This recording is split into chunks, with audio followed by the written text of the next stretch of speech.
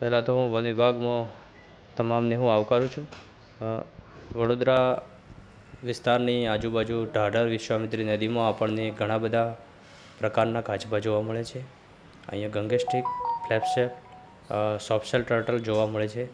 પરંતુ આજે જે કાચબો અમારા ત્યાં ચિખોદરા તળાવમાંથી જે સ્વચ્છ પાણીમાં મળી આવતો કાચબો કહેવાય છે અને જે ભારતીય આલ્બિનો ઇન્ડિયન ફ્લેપશેલ ટર્ટલ તરીકે ઓળખાય છે, એ કાચબો અમારી રેસ્ક્યુ ટીમે જોયો. ત્યારે અમે સમાચાર મળતા હોય અને અમે તાત્કાલિક રેસ્ક્યુ કરી અને અહીંયા લાવવામાં આવે છે. આ કાચબો ચિખોદરા ગામ છે, એનું જે ચોખ્ખું પાણી છે એ વિસ્તારના તટ ઉપર આવી ગયો હતો.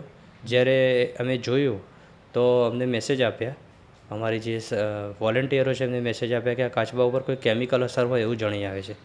તો અમે તાત્કાલિક એનું રેસ્ક્યુ કર્યું અને એનો કલર યલો કલર હોવાથી તો અમે જોયું તો આ એક રેર પ્રજાતિ જોવા મળેલી હતી અને અમને ખૂબ આનંદની વાત છે કે અમે એને સાચવી શકીશું. હવે છેલ્લા મારા 3 વર્ષના અનુભવ મુજબ આ પહેલો એવી ઘટના છે અને એ અમારા નસીબ અને વડોદરાના વાસીઓના નસીબ કે આવા રેર પ્રજાતિ આપણને જોવા મળે છે.